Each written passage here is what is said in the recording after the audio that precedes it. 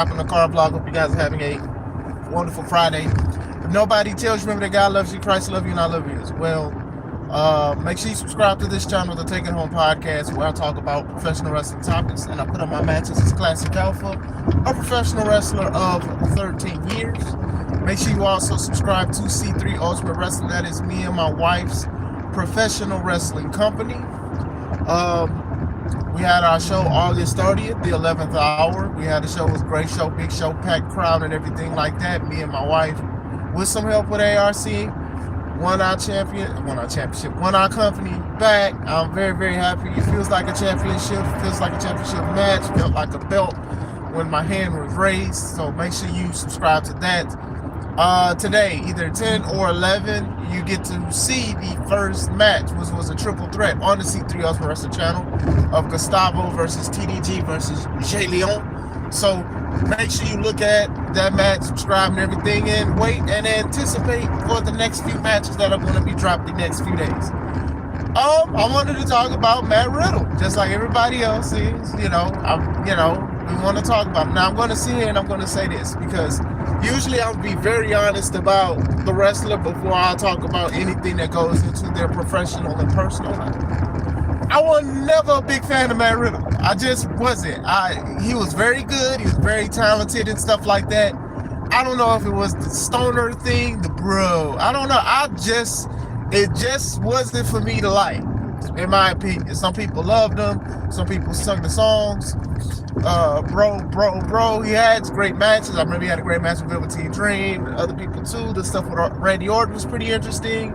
But I just never was a huge fan of Matt Riddle. I just was not. I don't know if it was the bare feet, the MMA thing. I don't know, because he's kind of a meathead, and it's kind of how some MMA fighters or former MMA fighters carry themselves in the ring, and how they treat wrestling and stuff like that, despite being very, very talented. Just looking at you, Ronda.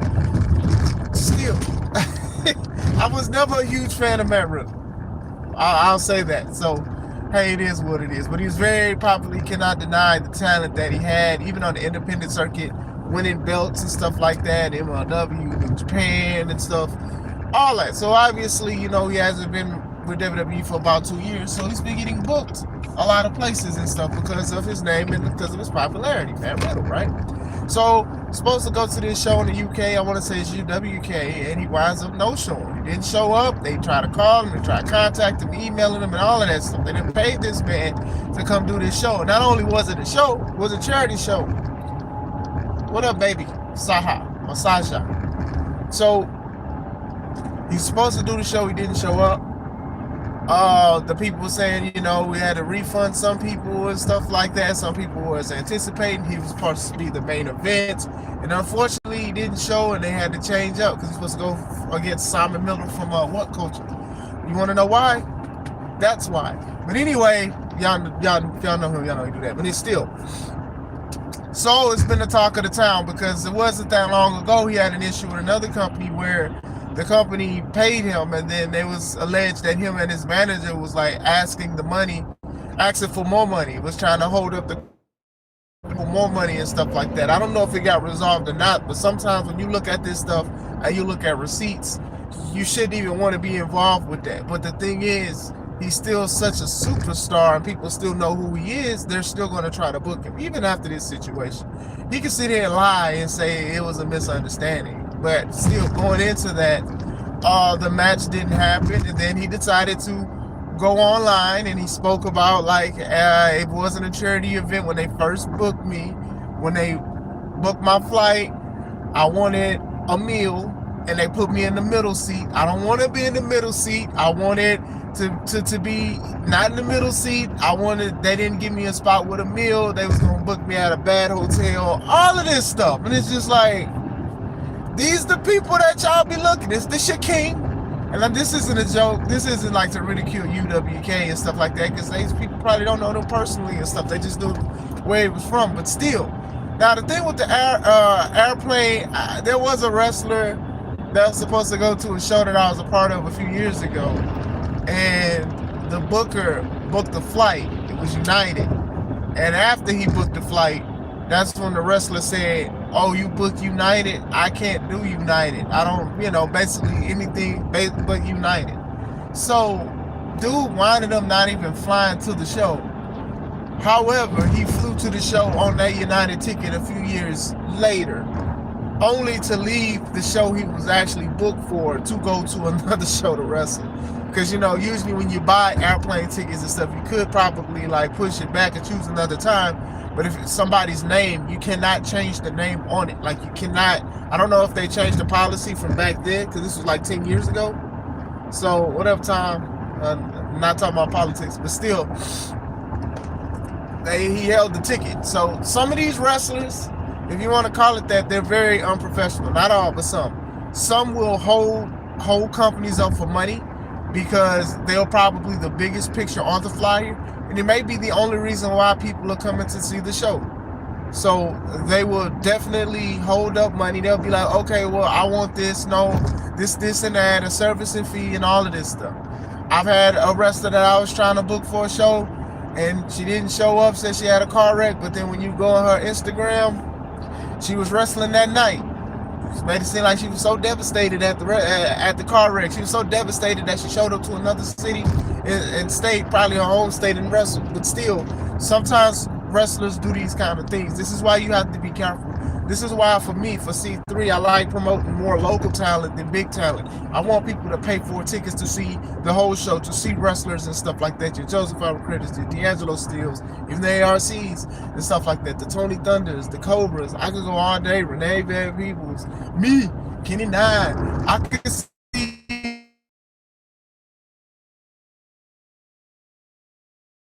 But I do understand trying to make some money. You bring in a big name and then people pay for it. Then it was a charity too, so they knew that people wanted to see Matt Riddle and they were going to pay to see Matt Riddle.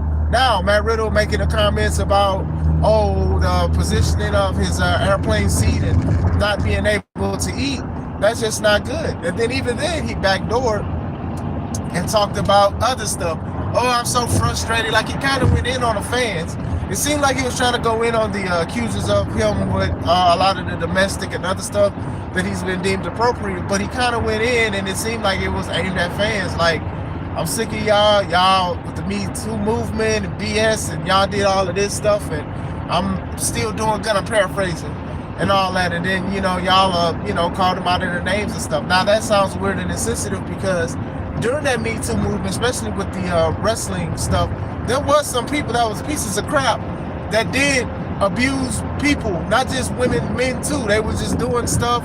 They was, doing foul things, saying foul things and stuff like that. And some people either retired or they stopped wrestling or people just stopped booking them. So with him, I don't know everything and every detail about it and stuff like that, but it was so random that it just came out of nowhere. I'm assuming he just got upset because some people probably brought it up on Twitter or whatever social media he has and says, hey, well, you're this and that. No wonder why you didn't show. The biggest problem with the situation was that you did not show up to a show that you were supposed to go to. And then you turned around and said that, oh, well, it's not a charity. It's not a charity. They just made it a charity to make it worse. That don't even matter. That don't even matter. You still didn't show up. You still didn't show up. I understand people like landing on thick saying, how dare you basically ghost a charity show that was supposed to benefit a lot of people and stuff. Because I've talked about, Jacob, his situation in Wisconsin, but he paid the stuff back. And then that's another thing too. They were saying that they was trying to reach out for him to pay back, and it took him a while to pay him back. No, pay these people that money that you probably wanted as soon as you said your fee, and they gave it to you. See, this is the thing about it as well. If you're struggling for money, you're struggling for money, but still, you took these people money, didn't get on the plane, didn't go to the hotel, didn't eat your meal that you wanted, and then now it took a while. So he paid the booking fee. Now he's saying he's paying the hotel and the expenses and stuff like that. So that's probably the best part for him. But still, and then even then, he talked about AJ Lee. Gotta sneeze, hold on. Excuse me, that was crazy. Then he talks about AJ Lee and CM Punk. Excuse me, y'all. Comes out of nowhere. Like, ain't nobody asked him about it, he started talking about like AJ Lee, what she used to do in WWE, and also talked about CM Punk stuff. Like, how do you grift? How do you grift from your responsibility to somebody else and what they did and what they might have did, allegedly? Now, I don't know what happened. I don't know if she did it or not. That's not my business, and that's not the matter at hand. The matter was Matt Riddle not being what he's doing, being what he's supposed to be, doing what he's supposed to do, charity or not. That was a problem. That was a big problem. And still, that's what a lot of people do. It's not even just wrestling. It's like you get in trouble and then, oh, let's talk about something else.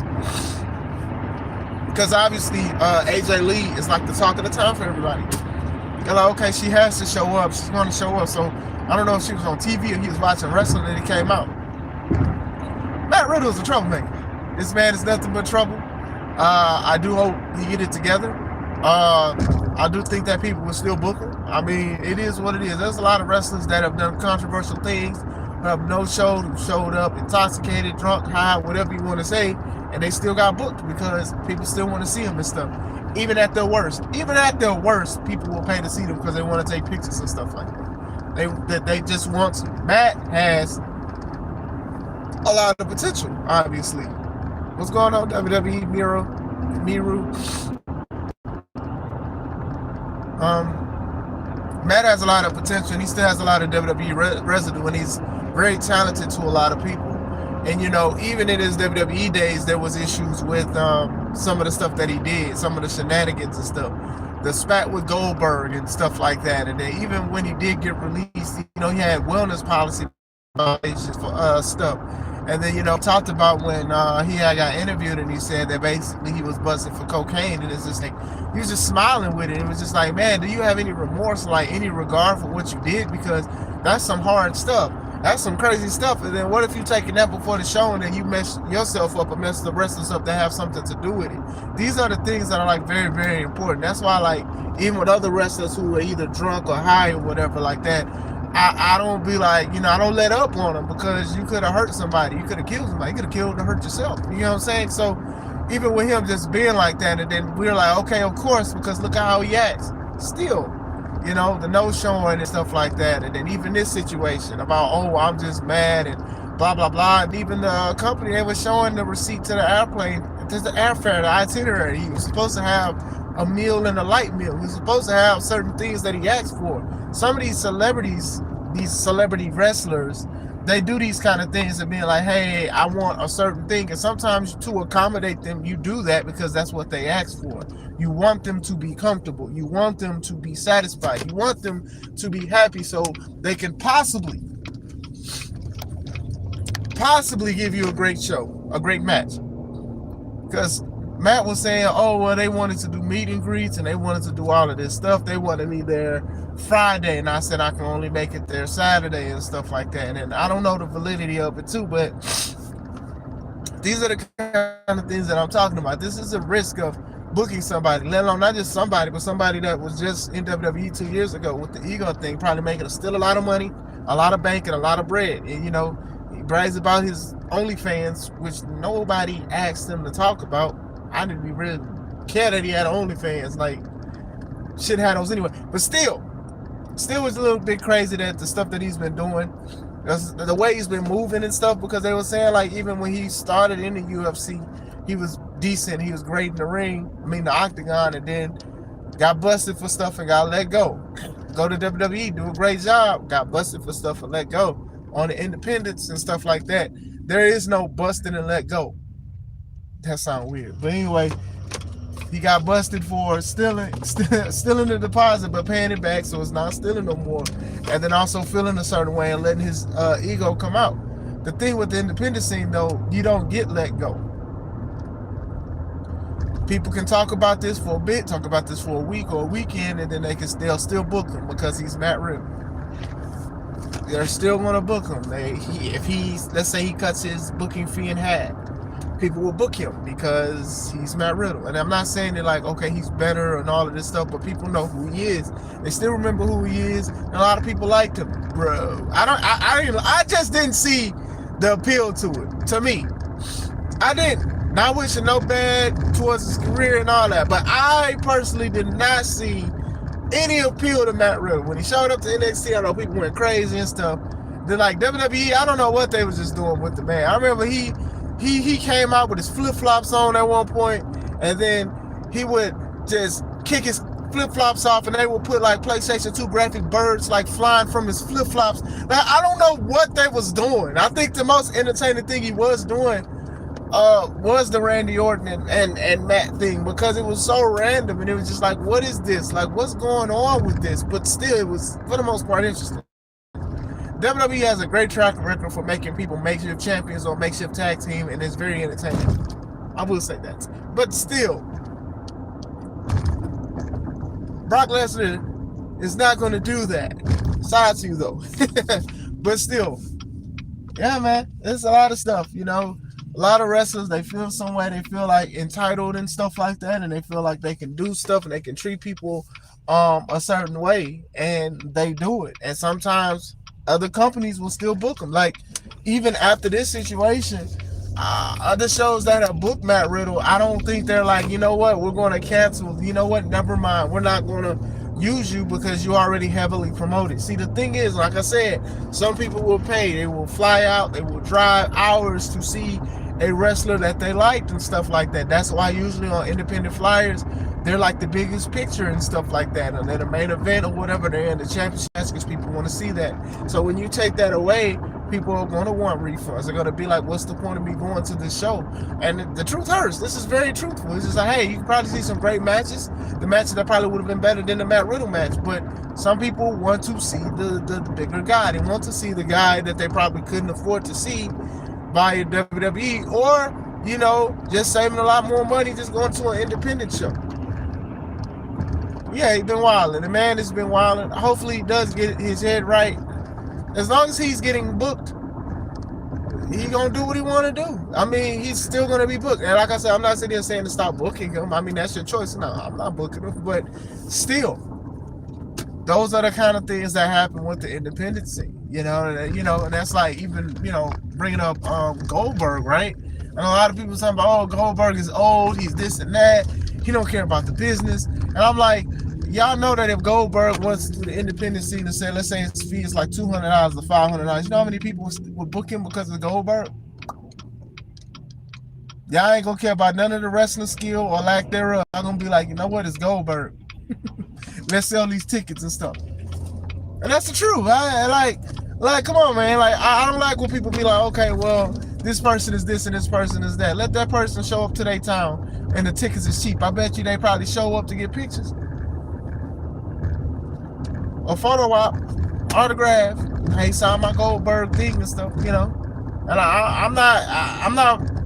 I'll be straight up. I'll be like, hey, I was a fan of this wrestler, so if I see him or they're in my area, if I want to go, you know, get autographs and stuff, shoot, I will, you know.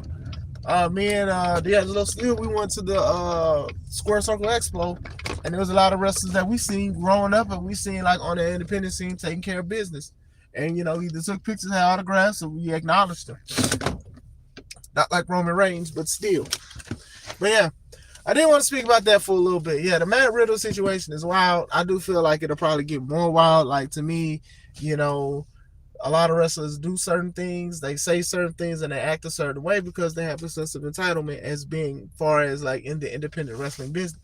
People still know who he is. They still know that he's still talented for the most part.